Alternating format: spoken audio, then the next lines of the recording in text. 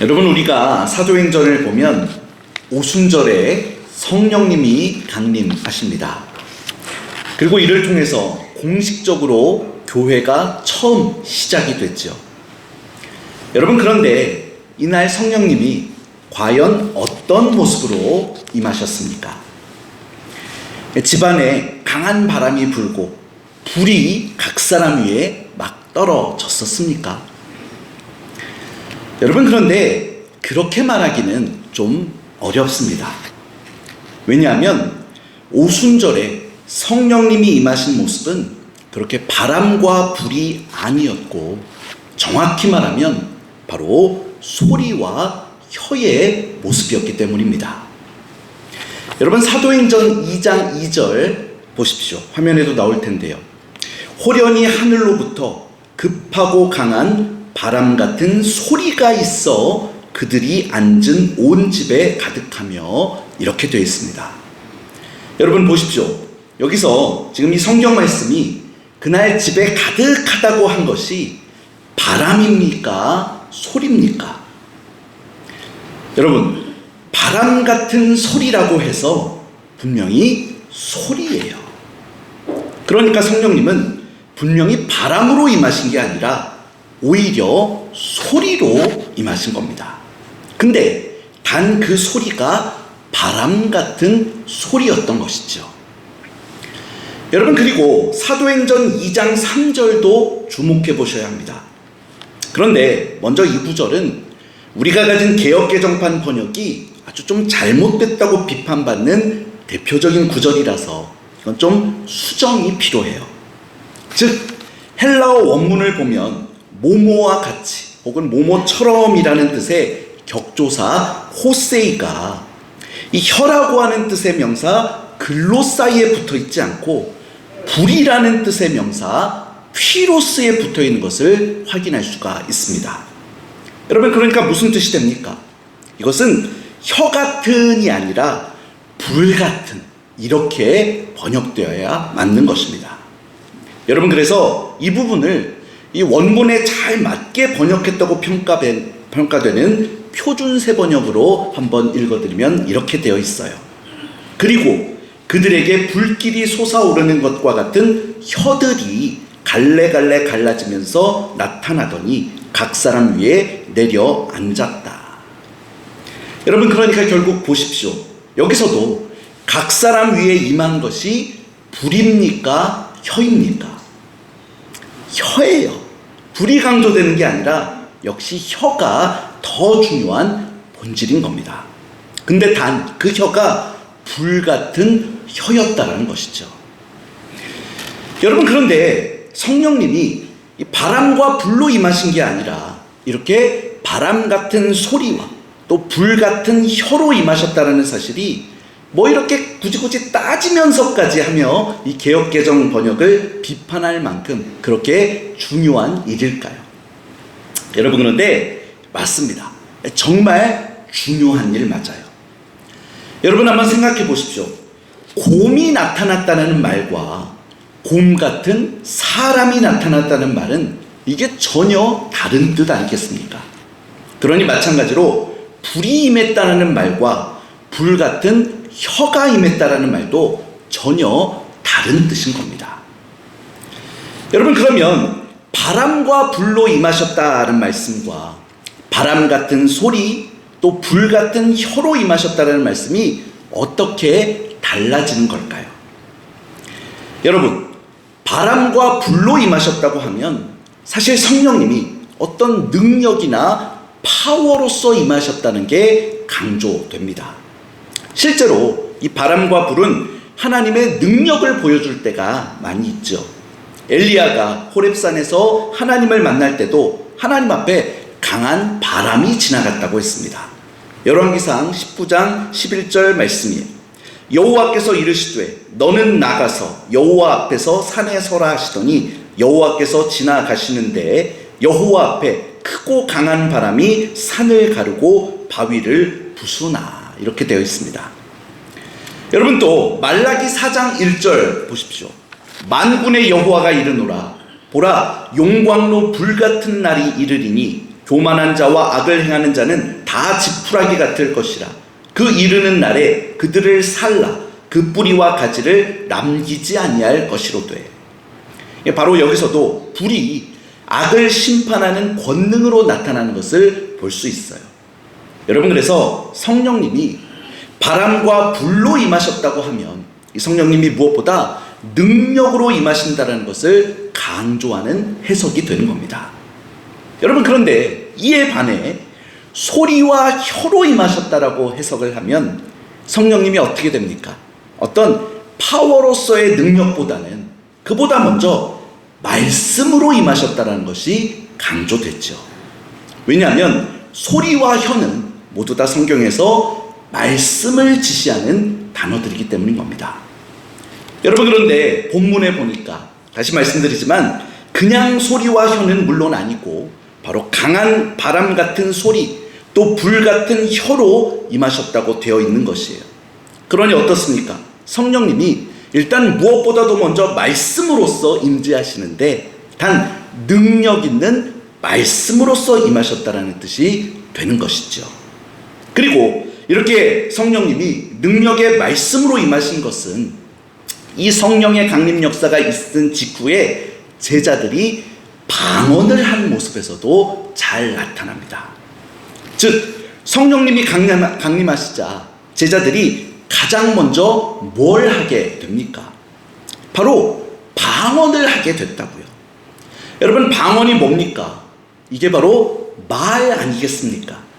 근데 다만 이거 그냥 할 수는 없는 거고 성령님의 능력을 입어야 할 수 있는 특별한 말이죠.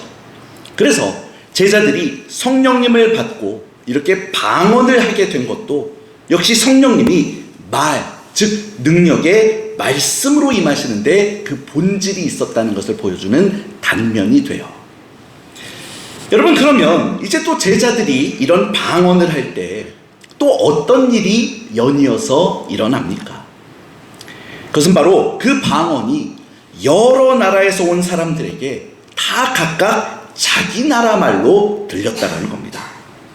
즉 이건 뭐냐면 성령님의 그 말씀의 역사는 바로 언어의 장벽부터 무너뜨리시는 역사였다는 것을 보여주는 거예요. 여러분, 그러므로 이날 이 성령 임재 사건의 또 다른 중대한 의미는 바로 저 창세기 바벨탑 사건 때 갈라졌던 언어가 이제 다시 소통이 되면서 믿는 자들, 즉 교회로 하여금 다시 하나 되게 해주시는 그런 역사였다라는 것입니다. 그렇습니다. 그래서 이 성령 안에 있는 교회는 어떤 나라, 어떤 혈통의 사람들이 들어와도 반드시 성령님의 역사 속에 교통하며 하나가 된다는 것입니다.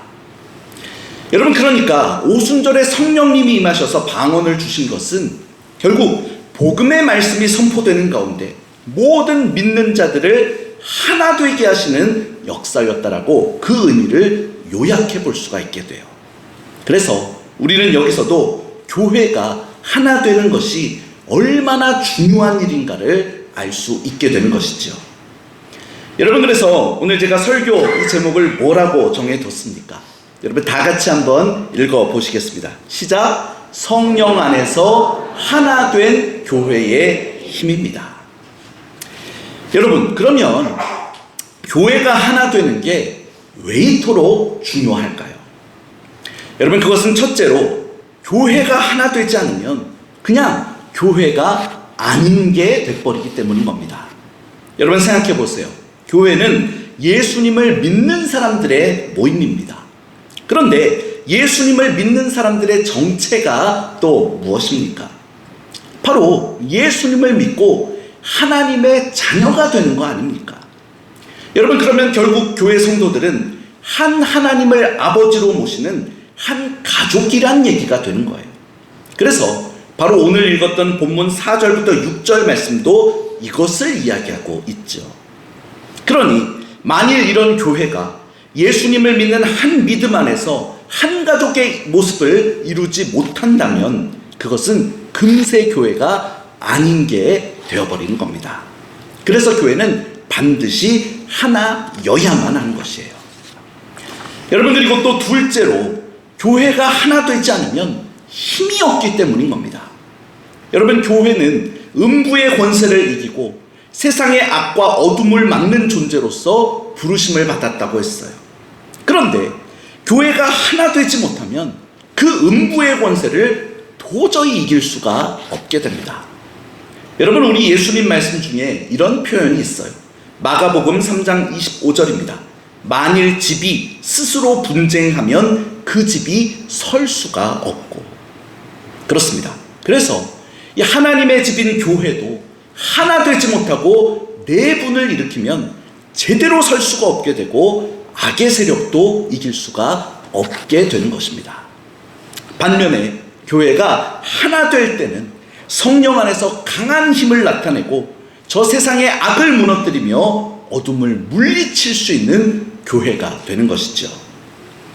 여러분, 그러므로 우리 청아제일교회가 아무쪼록 한 믿음, 한 소망, 한 가족을 이루는 온전히 하나 된 교회가 되어서 성령 안에 강한 힘을 나타낼 수 있게 되기를 주님의 이름으로 축원합니다. 여러분, 그래서 오순절에 이 성령님이 이 하나 되게 하시는 말씀의 능력으로 임하실 때도 그 능력이 어떻게 표현되고 있는 겁니까? 바로 여기서 우리가 좋아하는 바람과 불이 등장하는 거죠. 즉, 말씀으로 물론 임하시는데, 근데 그 성령님의 말씀이 바람과 불 같았다고 표현되고 있는 거예요. 다시 말해 이 표현은 정말 성령님의 말씀의 능력이 강한 바람과 불처럼 악의 세력을 부수고 살라버린다라는 뜻이 되는 겁니다. 여러분, 그러면 여러분은 이런 강력한 바람과 불에 초점을 맞출 때 금방 어떤 게 머릿속에서 연상되십니까? 여러분, 저는 전에도 말씀드렸지만 이 군대에 꽤 몸담았던 사람이라 그런지 이 바람과 불 하면 당장에 폭탄이 연상이 됩니다. 여러분, 정말 그렇지 않습니까? 정말 폭탄이 터지면 강력한 바람과 불로 주변을 온통 날려버리게 되어 있어요. 그렇습니다. 정말로 교회도 하나 되면 무서운 폭탄처럼 어둠과 악의 세력을 날려버릴 수 있는 힘을 발휘하게 된다는 거예요. 여러분, 그리고 기왕 폭탄을 이야기했으니까 이 폭탄 중에서도 가장 강력한 폭탄을 한번 여러분 생각해 보십시오. 여러분, 폭탄 중에서도 가장 강력한 폭탄, 그게 뭡니까? 폭탄 중에서 제일 센 폭탄 뭡니까? 그쵸? 잘 아시는 핵폭탄 아닙니까? 정말 핵폭탄이 터지면 무시무시한 폭풍이 불어서 근방의 모든 것들을 날려버리고 또 엄청난 열이 발생해서 모든 것들을 태워버리게 돼요.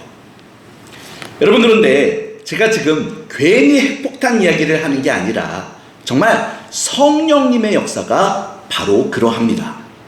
생각해보면 성령님이 교회를 붙드셔서 역사하시는 모습도 단지 바람과 불 같은 외적인 힘만 그러한 것이 아니라 그 힘이 발생하게 되는 원리, 즉 메커니즘까지도 사실 아주 똑같은 것을 볼 수 있게 됩니다. 여러분, 핵폭탄에 쓰이는 핵물질이 실제로 어떻게 폭발을 하게 되는지 아십니까? 여러분, 핵물질은 무엇보다 일정량 이상의 덩어리로 합쳐질 때에 비로소 핵반응이 일어나면서 폭발을 하게 되어 있어요. 여러분, 그래서 핵폭탄은 실제로 이런 원리를 통해서 만들어집니다. 여러분, 그림 한번 보시면 이게 보통 우리 다음 세대 학생들 과학 교과서에 실리는 그림인데 여러분도 한번 잘 보십시오. 여러분 보시기에 가장 왼쪽에 있는 그림 보시면 저렇게 폭탄 안에는 핵물질이 두 개의 작은 덩어리로 나뉘어져서 보관이 됩니다. 그리고 이 중에 이 한쪽 덩어리 뒤에는 일반 화약, TNT라고 하는 일반 화약을 비치해 두지요. 그러면 아직은 핵물질들이 작은 덩어리로 나뉘어져 있기 때문에 폭발하지 않고 보관 단계로 안전하게 빛이 보유될 수가 있어요. 보통 핵물질이 10kg 이하로만 나뉘어 있으면 반응이 일어나지 않고 비교적 안전하게 남아있을 수 있다고 합니다. 여러분, 그런데 이제 이것을 실전 상황에 가져다가 작전 지역에 투하를 하면서 소위 격발, 즉 이 두 덩어리 중에서 이 뒤쪽 덩어리 가까이 있던 그 TNT 화약을 폭발시키면 어떻게 된다라는 겁니까? 여러분 두 번째 그림, 중간 그림 보시면 그림처럼 뒤에 화약이 폭발하니 이제 앞에 있던 핵물질 덩어리가 바로 뒤에서 일어난 폭발 때문에 다른 덩어리 쪽으로 날아가게 되어 있어요. 그래서 비로소 핵물질이 앞에서 하나의 큰 덩어리로 뭉쳐질 수가 있게 되는 겁니다.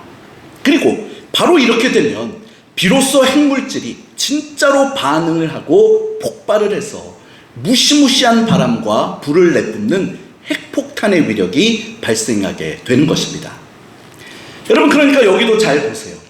애초에 핵폭탄 안에는 복수로 나뉘어진 2개 이상의 작은 핵물질이 있었습니다. 그리고 핵물질들이 이렇게 작게 나뉘어 있는 동안에는 절대로 폭발하지 않는다라는 거예요. 그런데 이것들이 하나로 뭉쳐지게 될 때 비로소 무서운 힘을 내며 폭발한다는 것입니다. 즉 핵폭탄은 아무리 무서운 힘을 품고 있어도 이 핵물질들이 서로 나뉘어 있을 때는 아무 힘도 낼 수가 없습니다.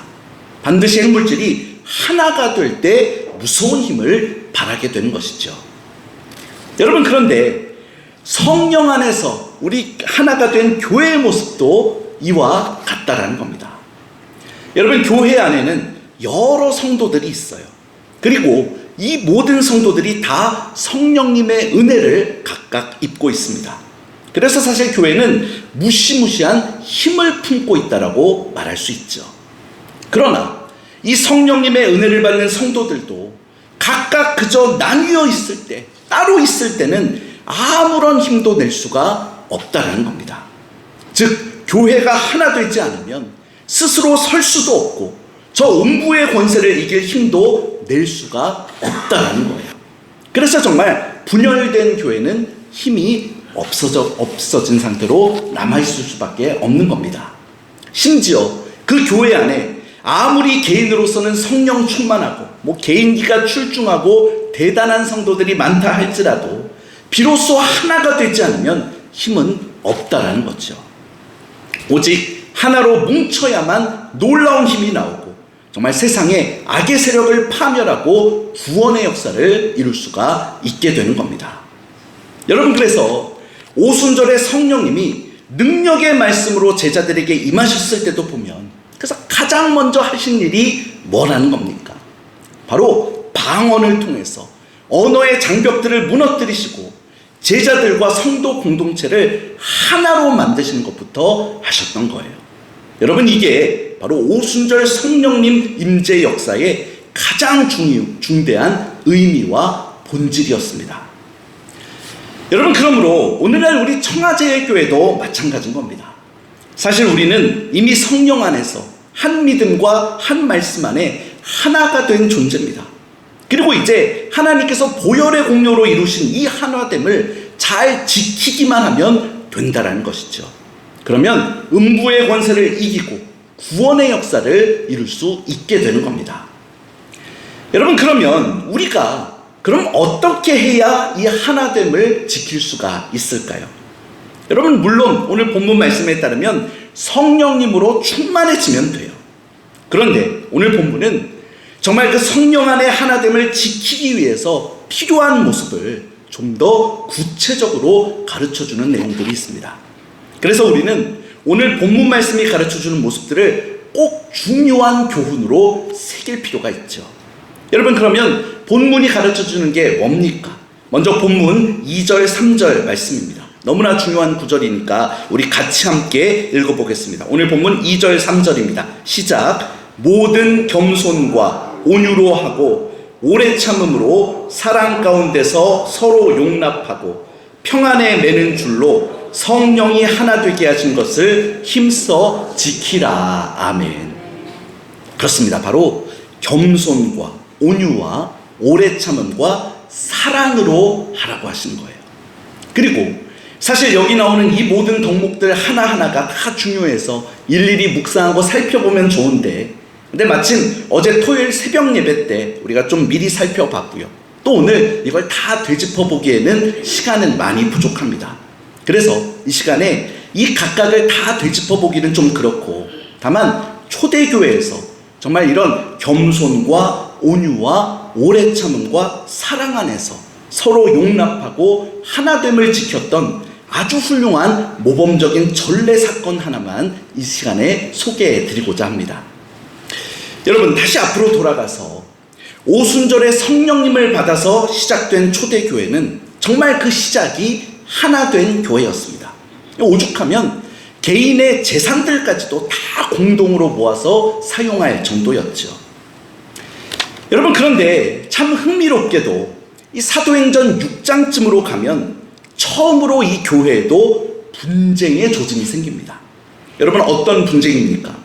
바로 헬라파 과부들이 교회의 구제사역 대상에서 빠졌기 때문에 이 헬라파 사람들이 히브리파 사람들을 원망한 분쟁의 조짐이 생겨요. 여러분, 헬라파 사람들은 헬라 세계, 즉 그리스권에서 살다가 이 팔레스타인 지방으로 온 유대인들입니다. 그래서 이들은 기본적으로 헬라말을 쓰는 사람들이에요. 그리고 반면에 히브리파 사람들은 팔레스타인 본토박이들 있죠. 그래서 이들은 히브리어를 씁니다. 즉, 여러분, 이 사도행전의 뉘앙스 기록을 잘 보시면 이런 게 드러나는 겁니다. 분명히 언어의 장벽이 허물어지고 같이 하나 됐던 교회 성도들이 어느덧 또다시 서로 다른 말, 즉 각자 자기들의 말을 쓰면서 서서히 나뉘어지고 있었다라는 그 조짐이 드러나는 거예요. 그리고 이때 사도들이 구제금을 나눠줬는데, 여러분, 이 사도들은 아시는 것처럼 전원이 다 본토박이 히브리파 사람들이었죠. 그래서 정말 말이 잘 통하지 않는 이 헬라파 사람들의 사정을 잘 파악하지 못했던 겁니다. 그래서 그만 그 헬라파 과부들 중에 구제금을 받지 못하는 사람들이 생겨난 거예요. 즉, 교회 안에서 다시 말이 잘 통하지 않게 되니까 또 소외된 사람이 생기고 교회가 깨질 분쟁의 조짐이 생겨버린 겁니다.